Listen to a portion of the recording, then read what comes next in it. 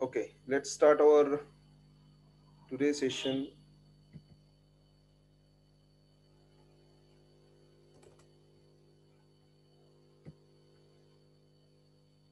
Okay, we are on iterative oblique loop statements. Okay, यहाँ पे चल रहे थे अपना ये टॉपिक चल रहा था iterative loop statement. Okay, so in our previous class we discussed that how it is used. ठीक है ना, क्यों इनको यूज करते हैं और कैसे इनको यूज करते हैं, तो कॉन्सेप्ट हमने समझा था कि जब हमें कोई प्रोग्राम हम कर रहे हैं, कोई स्टेटमेंट है, कोई नंबर ऑफ स्टेटमेंट है, कोई सिंगल या मल्टीपल स्टेटमेंट है या कोई कोड है, उसको अगर हमें सर्कुलर वे में एग्जीक्यूट करवाना है, यानी कि हमें उसमें बार बार एग्जीक्यूट कराना है for couple of time, number of time, तो हम क्या करते हैं, लूप या इटरेटिव स्टेटमेंट को काम में लेते हैं। ठीक है ना। लूप जो टर्म है वो मैंने बताया था कि आपकी फिजिक्स जो है उससे आया है, जिसमें फिजिक्स में ये होता है कि कोई सर्कुलर वायर है जिसके अंदर अगर हम इलेक्ट्रिसिटी फ्लो कर रहे हैं तो वो एक लूप बनाता है। लूप का मतलब वो सर्कुलर वे में करंट फ्लो होता है तो वो एक मैग्नेटिक फील्ड जनरेट कर रहा है, तो दैट इज कॉल्ड लूप। जब इलेक्ट्रिसिटी किसी सर्कुलर वायर में फ्लो होती है तो दैट मेक्स अ लूप। तो जो ये लूप टर्म है या लूप वर्ड जो है, हम जो बोलते हैं या सुनते हैं प्रोग्रामिंग में, that comes from that physics. So यहाँ पे हमें उससे कोई लेना देना नहीं है कि ना तो हमें यहाँ पे करंट फ्लो कराना है, नहीं हमें यहाँ पे मैग्नेटिक फील्ड जनरेट करना है। We are taking that concept from there. ठीक है ना, वहां से हम वो कॉन्सेप्ट उठा रहे हैं कि हमें कुछ चीजें कोई चीज जो है वो हमें सर्कुलर वे में फ्लो, सर्कुलर वे में एग्जीक्यूट करनी है। Okay, so after that we got that कि दो तरह के लूप होते हैं, एक होता है फॉर और दूसरा होता है वाइल लूप। ओके, तो फॉर और वाइल दो तरह के लूप होते हैं, दोनों का काम एक एक ही है, बस लिखने का तरीका अलग अलग रहेगा। ठीक है, तो फॉर एग्जांपल अगर मैं किसी प्रोग्राम को शुरू करूं कि वॉइड मेन मैंने शुरू किया, ठीक है, और अगर मेरे को, जैसे कल अपन ने डिस्कस किया था कि अगर मेरे को मेरा नाम 10 बार प्रिंट कराना है तो मेरे को क्या लिखना पड़ेगा, प्रिंट एफ जो भी मैं लिखना चाहूँ, फॉर एग्जांपल NIBM लिखना चाहूँ तो NIBM को मेरे को 10 बार प्रिंट कराना है, तो इसी स्टेटमेंट को मेरे को बार बार रिपीट करना पड़ेगा फॉर 10 टाइम्स। लेकिन इसी चीज को हम क्या कर सकते हैं, लूप के अंदर डाल के भी प्रिंट करवा सकते हैं। अब यहाँ पे एक कॉन्सेप्ट होता है, लूप चलेगा कैसे। ठीक है, तो फॉर लूप को चलाने के लिए उसका एक सिंटेक्स होता है। अब सिंटेक्स क्या होता है वो समझो पहले। किसी भी चीज को लिखने का तरीका या किसी चीज को करने का तरीका, उसका सिंटेक्स कहलाता है। ठीक है ना, कि जैसे हमने इफ कंडीशन पढ़ी थी, तो इफ कंडीशन के आगे हमने पैरेंथेसिस लगाए थे, उसके अंदर हमने कंडीशन लगाई थी, then it will executing and comparing values and according to that values, according to that comparison, उस कंपैरिजन के अनुसार वो उस ब्लॉक को एग्जीक्यूट कर रही थी। तो वो लिखने का तरीका था कि हमें इफ लिखना है, इफ के आगे पैरेंथेसिस लगाने ही पड़ेंगे। ठीक है, उसके अंदर कोई दो वैल्यू देनी पड़ेगी, उनके बीच में कोई ऑपरेटर देना पड़ेगा। उसी तरह से हमारे फॉर लूप के अंदर भी उसका एक लिखने का तरीका है। कैसे लिखने का तरीका, फोर लगेगा, उसके आगे पैरेंथेसिस लगेगा। ठीक है, फर्स्ट ऑफ ऑल तो ये ध्यान रखना कि कोई भी कीवर्ड, जितने भी कीवर्ड हैं वो हमेशा स्मॉल केस में रहेंगे। ठीक है, तो यहाँ पे आती है इसकी starting, as we discussed yesterday, starting. ठीक है, और इसको मैं पैक करता हूँ इस तरह से। ठीक है ना, चलो मैं इसको छोड़ देता हूँ, स्टार्टिंग में सिंपली समझा रहा हूँ इसको। ठीक है, तो आपको इसको समझना है कि स्टार्टिंग आएगी, देन आएगी इसकी एंडिंग, कि कहाँ पे हमको लूप को खत्म करना है, देन आएगी इसकी स्टेप्स, कि उसको हर बार कितनी स्टेप्स आगे बढ़ाना है। ठीक है, ये लगने के बाद ये ध्यान रखना कि कंडीशनल स्टेटमेंट, इटरेटिव स्टेटमेंट या फंक्शन, किसी भी तरह का आप ब्लॉक बना रहे हो तो कभी भी उसके लास्ट में सेमीकोलन नहीं लगता है। यहाँ पे कोई सेमीकोलन नहीं लगेगा क्योंकि यहाँ से ये ब्लॉक स्टार्ट हो रहा है। इसलिए अगर यहाँ पे आप सेमीकोलन लगाओगे तो ये वाला ब्लॉक आपका फोर से नहीं जुड़ेगा, ये इसके साथ एसोसिएट नहीं रहेगा। That's why we don't put any kind of semicolon here with loop statement, with conditional statement like switch and if, और function जो हम आगे पढ़ेंगे उसमें भी। ठीक है, तो यहाँ तक समझ में आ रहा है, यहाँ तक हमने कल भी डिस्कस किया था। Is that clear up to here? Yes, sir. Okay, now अब जब देखो कोई भी लूप जब चलेगा, ठीक है ना, तो जैसे मैं आपको बोल रहा हूँ कि for example I am trying to explain this through like जैसे कि यू समझ लो कि मेरे पास एक ट्रैक है, ठीक है ना, ये 5 किलोमीटर का ट्रैक है, okay, assume that, okay, this is the track of 5 kilometre.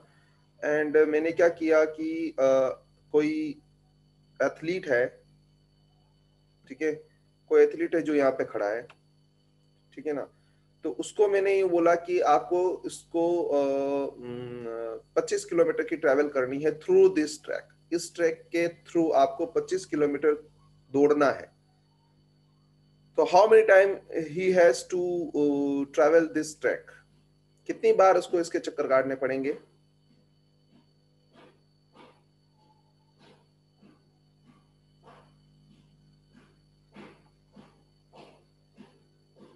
Answer anybody? Question समझ में आया what I am asking?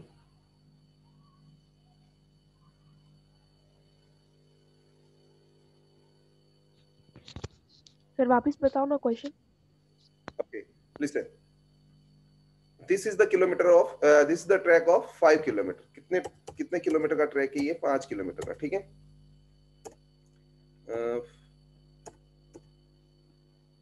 5 sir 5 बार चक्कर लगाने पड़ेंगे। वेरी गुड, ठीक है ना। यहाँ पे कोई एथलीट है, उसको मैंने बोला कि आपको इस ट्रैक के थ्रू 25 किलोमीटर दौड़ना है। तो एक बार दौड़ेगा तो कितने किलोमीटर होंगे? 5 किलोमीटर। दो बार दौड़ेगा तो 10 किलोमीटर, तीन बार दौड़ेगा 15 किलोमीटर, चार बार दौड़ेगा 20 किलोमीटर, 5 बार दौड़ेगा तो 25 kilometre. And for example this is the track of 1 kilometre, और मैंने एथलीट को बोला कि आपको 10 किलोमीटर दौड़ना है। How many time he has to travel this track? Sir 10 time. 10 times, okay, so this is the main concept behind that। यही main concept है आपके इसके पीछे, कि आपको ये ध्यान रखना है कि कहां से शुरू कर रहा है, कहां पे खत्म करेगा, और कितनी बार वो चलेगा, ठीक है ना। तो कितनी बार चलेगा ये तो आपके डिसाइड करेगा कि वो हर बार इंक्रीमेंट कितने का हो रहा है। जैसे मैंने यहाँ पे 1 किलोमीटर का था, तो एक बार दौड़ने पर वो 1 किलोमीटर ही ट्रेवल कर रहा था, और जब ये 5 किलोमीटर था तो ये एक बार में 5 किलोमीटर दौड़ रहा था। So this is the main thing behind that, कि आपका कहां से शुरू करेगा, कहां पे। जैसे मैंने बोला कि इसको 25 किलोमीटर दौड़ना है या 10 किलोमीटर दौड़ना है, तो शुरू कहां से करेगा? 1 से करेगा। 1 kilometre, 2 kilometre, 3 kilometre, 4 kilometre, 5 kilometre, up to 10। और हर बार 1 किलोमीटर, तो हर बार उसको 1 किलोमीटर की ट्रैवल ही हो रही है, तो हर बार 1 किलोमीटर ही आगे बढ़ रहा है, ठीक है ना। और यहीं पे 2 किलोमीटर का ट्रैक होता है, और अगर मैं उसको बोलता कि आपको 10 किलोमीटर दौड़ना है, तो उसको कितने चक्कर लगाने पड़ते? 5 चक्कर लगाने पड़ते हैं, राइट। सो यहाँ पे 3 चीजें आपको डिफाइन करनी पड़ेगी। एक तो वो कहाँ से स्टार्ट कर रहा है, कहाँ खत्म कर रहा है, और हर बार कितना दौड़ रहा है, कितना चल रहा है, कितनी स्टेप्स आगे बढ़ रहा है, ठीक है। ये तीनों चीजें आपको हमेशा लूप में बतानी पड़ेगी। तो वही मैंने बताया कि स्टार्टिंग, एंडिंग और स्टेप्स। अब मेन चीज आती है कि ये आप डिफाइन कैसे करोगे, कैसे पता चलेगा कहाँ से शुरू करना है, कहाँ खत्म करना है, और कैसे खत्म कैसे होगा। तो ये तीनों चीजें आपके हमेशा न्यूमेरिक रहेगी। जैसे मैंने यहाँ पे आपको बोला था कि 1 किलोमीटर का ट्रैक है, तो एक क्या है? 1 इज अ नंबर, ठीक है। मैंने बोला एथलीट को 10 किलोमीटर दौड़ना है, तो 10 क्या है? 10 is what? That is also a number. तो 1 से लगाकर 10 तक चलना है, और हर बार कितने किलोमीटर को ट्रैवल कर रहा है? ये 1 किलोमीटर को ट्रैवल। तो तीनों चीजें हमेशा न्यूमेरिक रहेगी, कहाँ से शुरू करेगा, कहाँ खत्म करेगा, और कितना चलेगा। तो एक्चुअली जो हमारा लूप होता है वो काउंटर्स चलाता है, कि आपको ये इसके अंदर जो भी कोड है, व्हाटएवर जो भी कोड आपने लिखा है, वो कितनी बार एग्जीक्यूट होगा। एक बार एग्जीक्यूट होगा, 2 बार होगा, 10 बार होगा, 20 बार होगा, 25 बार होगा, कितनी बार एग्जीक्यूट होगा। And we define that through starting, ending और स्टेप्स। स्टार्टिंग कहाँ से करनी है, एंड कहाँ करना है, और स्टेप्स कहाँ करनी, खत्म हर बार कितना बढ़ेगा, ठीक है। तो ये तीनों चीजें आप डिफाइन करोगे, तब जाके इसके साइकिल्स डिफाइन होंगे कि ये लूप कितनी बार चलेगा। अब मैंने आपको बताया था कि काउंटिंग जो है वो आपकी फॉरवर्ड भी हो सकती है, रिवर्स भी हो सकती है। रिवर्स कैसे हो सकती है? कि अगर मैं यहाँ से 10 से चलाऊं और 1 तक चलाऊं, और हर बार एक एक वैल्यू माइनस करूं, तो भी ये लूप 10 बार चलेगा। क्यों? कि 10 से अगर आप उल्टा काउंट करोगे, 10, 9, 8, 7, 6, 5, 4, 3, 2, 1, ठीक है ना। तो हम 10 से चल रहे हैं, हर बार एक एक माइनस करते जा रहे हैं, तो ये लूप 10 बार उल्टा भी चल सकता है। So loop can be executed in forward as well as in reverse order, ठीक है ना, रिवर्स में भी वो एग्जीक्यूट हो सकता है। नाउ वी कम्स टू, अब क्योंकि यहाँ पे नंबर रहेगा, ठीक है ना, यहाँ पे क्या रहेगा, नंबर रहेगा, तो हमें इसको चलाने के लिए, अब देखो क्या है कि लूप कांस्टेंट नहीं, अगर मैं यहाँ पे यूं लिखूं कि जैसे इसका मैं एग्जांपल इस तरह से लिखूं, फॉर एग्जांपल कि अगर मैं यूं लिखूं कि 4 1, ठीक है, ये 1 लिखा, सेमीकोलन लिखा मैंने, फिर लिखा मैंने 10, फिर सेमीकोलन, फिर मैंने लिखा 1, तो this is not the right procedure to execute any loop in C and C plus plus programming. क्यों कि देखो 1 एक कांस्टेंट वैल्यू है, 10 एक कांस्टेंट वैल्यू है और 1 अगेन एक कांस्टेंट वैल्यू है, लेकिन हमारा लूप क्या है, जो स्टार्टिंग होगी उसके बाद में उसकी वैल्यू बढ़ेगी, वो आगे बढ़ेगा, आगे बढ़ता बढ़ता बढ़ता बढ़ता एंड तक जाएगा, तब जाकर वो खत्म होगा। अगर आप कोई कांस्टेंट वैल्यू दे देते हो तो लूप आपका वहीं पर एग्जीक्यूट होता रहता है, वो आगे नहीं बढ़ेगा। और कांस्टेंट वैल्यू को अगर आप रखोगे तो वो आगे नहीं बढ़ेगा। इन दैट केस हमें क्या रखना पड़ेगा, यहाँ पे कोई ना कोई वेरिएबल वैल्यू रखनी पड़ेगी। वेरिएबल वैल्यू रखने का हमारे पास एक ही तरीका है कि उसको किसी वेरिएबल में रखो और उस वेरिएबल को फिर आप चलाओ, ठीक है ना। तो यहाँ पर मेरे को कब तक चलाना है लूप, कि जब तक 1 इज स्मॉलर देन 10, हर बार कितने का प्लस करना है, 1 का प्लस करना है। तो इस कॉन्सेप्ट को अप्लाई करने के लिए हमें क्या करना पड़ेगा, यहाँ पर एक काउंटर वेरिएबल लेना पड़ेगा, दैट कुड बी एनीवन, कोई भी आप ले सकते हो, आप चाहे आई लो, सी लो, के लो, कुछ भी लो, तो मैं हाल फिलहाल आई ले लेता हूं। तो आई एक काउंटर वेरिएबल बन जाएगा, ठीक है। अब क्या करेंगे अपन, जहां पे मैं 1 यूज कर रहा हूं तो वहां पे मैं 1 आई इक्वल्स टू 1 कर दूंगा, तो आई की वैल्यू कहां से शुरू हो जाएगी, 1 से। फिर आई की वैल्यू को कहां तक चलाना है, जब तक कि 10 से स्मॉलर है तब तक चलाना है, तो यहाँ पे लग जाएगा i is smaller than equal to 10, यानी कि आई कब तक चलेगा, जब तक 10 से छोटा या बराबर नहीं हो जाता तब तक चलेगा, ठीक है ना। और आई को हम क्या करते हैं, फिर यहाँ पर देते हैं आई को प्लस प्लस। अब प्लस प्लस क्या होता है, ये आपको ऑपरेटर्स में वापस पढ़ना पड़ेगा। ऑपरेटर्स में होते हैं इंक्रीमेंट डिक्रीमेंट ऑपरेटर। जब अपने ऑपरेटर्स डिस्कस किए थे उस समय मैंने बताया था कि इंक्रीमेंट और डिक्रीमेंट ऑपरेटर क्या होते हैं, और उसमें मैंने ये भी बताया था कि जब अपन इसको यूज में लेंगे तब अपन इसको अच्छे से समझेंगे। तो इंक्रीमेंट डिक्रीमेंट ऑपरेटर क्या होते हैं, जो किसी वेरिएबल की करंट वैल्यू होती है उसमें एक का इंक्रीमेंट या एक का डिक्रीमेंट करने के लिए काम में आते हैं। तो यहां से मैंने जब शुरू किया, ठीक है,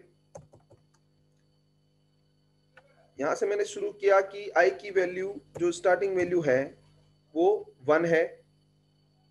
अब ये लूप कैसे चलेगा, लूप चलेगा, स्टार्टिंग देखेगा और कंपैरिजन देखेगा, इंक्रीमेंट बाद में करेगा, क्योंकि ये पोस्ट इंक्रीमेंट है। पोस्ट इंक्रीमेंट यानी कि पीछे लगा हुआ है इसीलिए पोस्ट इंक्रीमेंट है, और इसी के आगे अगर मैं लगा दूं इसको प्लस प्लस तो ये प्री इंक्रीमेंट होता है, ठीक है ना। तो प्री इंक्रीमेंट में क्या होता है, वैल्यू पहले इंक्रीमेंट होती है उसके बाद में कंपेयर होती है, यानी कि पहले इंक्रीमेंट होगा उसके बाद में ये कंपैरिजन होगा, उसके बाद में इस लूप के अंदर जाएगा। और पोस्ट इंक्रीमेंट का मतलब होता है कि पहले एग्जीक्यूट होगा बाद में इंक्रीमेंट करेगा, ठीक है ना। पहले ये लूप एक बार चल जाएगा, फिर बाद में इंक्रीमेंट करेगा, फिर सेकंड टाइम लूप चलेगा, फिर बाद में इंक्रीमेंट करेगा, फिर थर्ड टाइम चलेगा, फिर बाद में इंक्रीमेंट करेगा।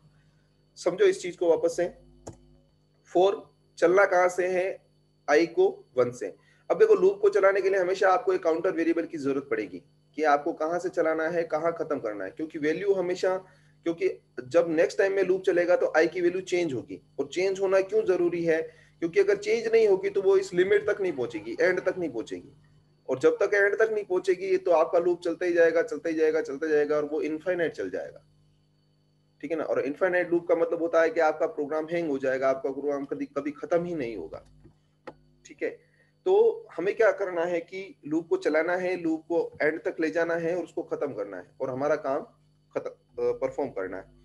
तो यहाँ पे अगर मैं आई को चलाया मैंने 1 से, आई को खत्म किया स्मॉलर देन 10, यानी कि आई कब तक चले, जब तक, हर बार क्या होगा कि आई शुरू करेगा, आई की वैल्यू जो करंट वैल्यू रहेगी वो कंपेयर होगी इससे, अगर ट्रू होगी तो अंदर जाएगा, एग्जीक्यूट करेगा, फिर इंक्रीमेंट करेगा, फिर बाहर आएगा, फिर कंपेयर करेगा, अगर ट्रू होगी तो अंदर जाएगा, एग्जीक्यूट करेगा, ठीक है। तो इसके अंदर अब मैं अगर मैं लिख दूं कि प्रिंट एफ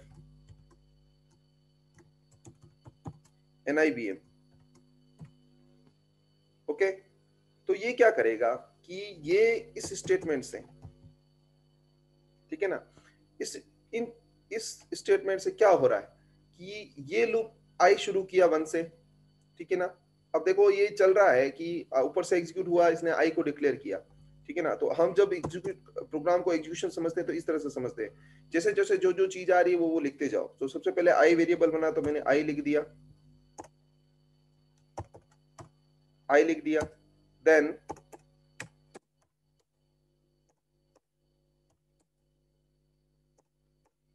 आई लिख दिया, देन आगे बढ़ा 4, आई की वैल्यू क्या इनिशियलाइज कर दी, 1 इनिशियलाइज कर दी, तो 1 लिख दिया मैंने, ठीक है। फिर चेक किया क्या आई की वैल्यू 10 से छोटी है क्या, ठीक है ना। तो यहाँ पे हम कंपैरिजन लगाएंगे, आई इज स्मॉलर देन 10, तो फर्स्ट टाइम में क्या हो रहा है, कंडीशन ट्रू है, यस ट्रू, ट्रू है तो क्या करो, अंदर जाओ।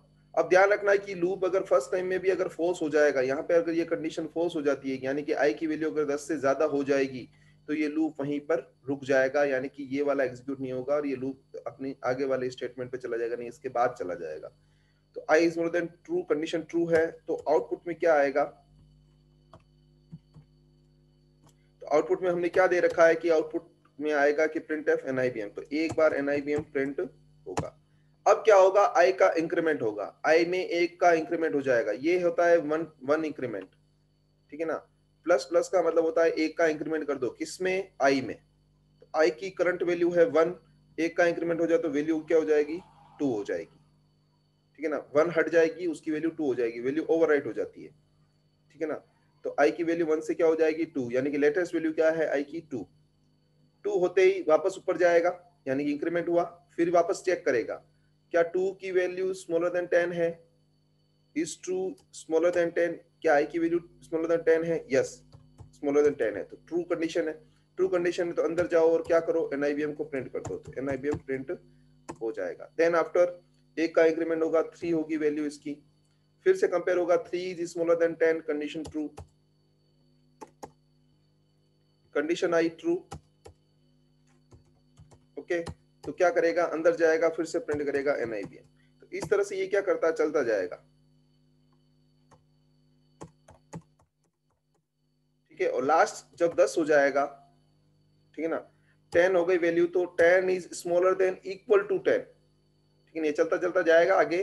जब आई की वैल्यू 10 हो जाएगी तो 10 is smaller than equal to 10, smaller than तो नहीं है, 10 10 से छोटा तो नहीं, लेकिन बराबर तो है। हमने दोनों कंडीशन दे रखी है कि बराबर हो या उसके इक्वल हो, तब तक भी ये चले। तो उस केस में भी ये कंडीशन क्या है, ट्रू है। ट्रू है तो अंदर जाके क्या करेगा, एनआईबीएम को प्रिंट करेगा। तो ये 10 बार प्रिंट करने के बाद जैसे ही आई का इंक्रीमेंट होगा और वैल्यू 11 होगी, 11 होते ही ये कंडीशन यहाँ पर फॉल्स हो जाएगी। 11 is smaller than equal to 10, ना तो उससे छोटा है और ना ही उसके बराबर है, तो ये कंडीशन हो गई फॉल्स।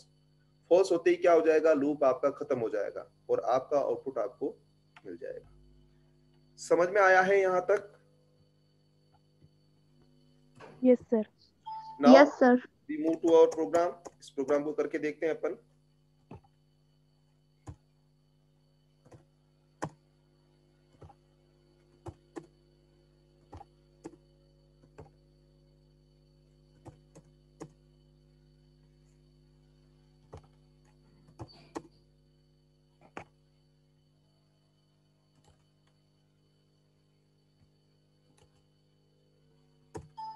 ओके, चलते हैं अपन अपने प्रोग्राम में कि hash include stdio dot h hash include corner dot h. Okay, then we have void main,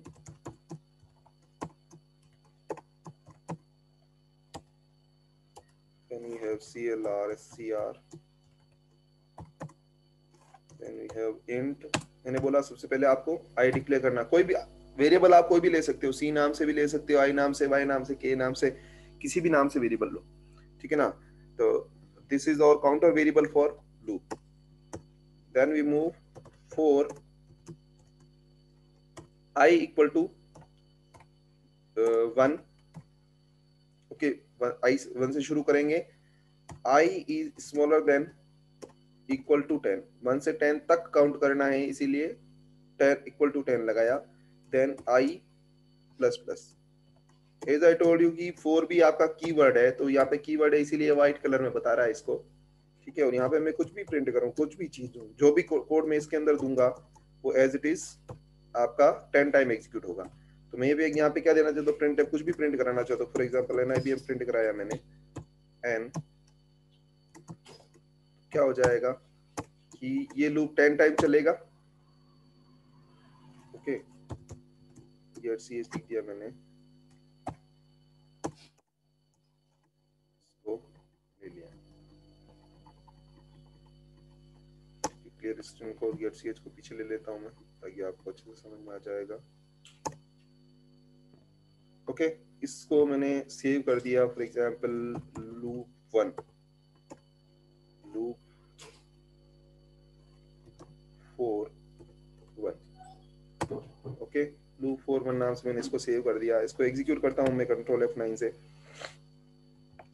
तो आपका आउटपुट आपको मिल जाएगा। ये 10 टाइम इसने NIBM प्रिंट कर दिया। विजिबल है? Yes sir.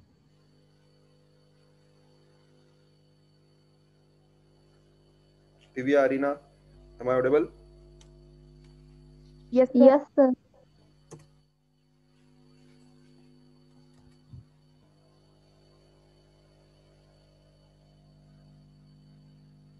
Reply anybody? Yes sir. Okay okay, 1 second. Sir ने म्यूट कर रखा है। समझ में आ गया है? Yes sir.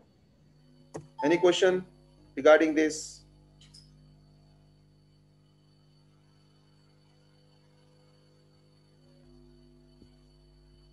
सर जैसे इसके अंदर ये 1 प्लस प्लस के आई प्लस प्लस क्या है, इसका मतलब 1 प्लस हो गया, अगर आई माइनस माइनस करेंगे तो 1 माइनस हो जाएगा ना?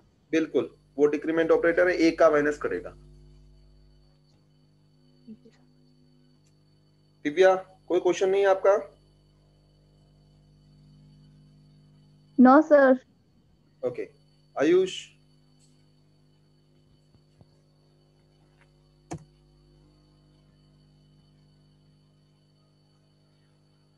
ओके, सी, अब मैं इसको 1 बाय 1 ट्रेस करके आपको बताता हूं कैसे ये चलेगा, ठीक है।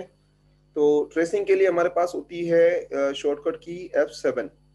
F7 से मैं सबसे पहले शुरू करूंगा। देखो कंट्रोल आपका कहाँ आया, वॉइड मेन पे आया, क्योंकि हमारा वॉइड मेन क्या होता है, जहां से हमारा एग्जीक्यूशन शुरू होता है। Then I pressing again F7, clear screen पे आया, F7 उसने क्लियर स्क्रीन किया, 4 पे आ गया, आई को 1 से शुरू कर रहा है, चेक कर रहा है, आई स्मॉलर देन 10, कंडीशन ट्रू, अंदर आएगा, प्रिंट करेगा, प्रिंट किया, वापस प्रिंट किया, वापस प्रिंट किया, वापस प्रिंट किया, वापस प्रिंट किया, वापस प्रिंट किया, तो ये क्या करेगा, 10 टाइम प्रिंट करने के बाद बाहर आ जाएगा। गेट CS से क्या करेगा, एक की इनपुट मांगेगा। आप जैसे मैंने F7 किया तो ये आपका आउटपुट शो कर रहा है, और F7 के लिए गेट CS के लिए एक की इनपुट मांग रहा है। जैसे मैं इनपुट करूंगा तो लास्ट वॉइड मेन के क्लोज पे आ गया, और जैसे मैंने F7 किया तो आपका प्रोग्राम खत्म हो गया। तो ये क्या करेगा कि आपको इस तरह से आउटपुट जनरेट करके देगा। Okay, now I am going to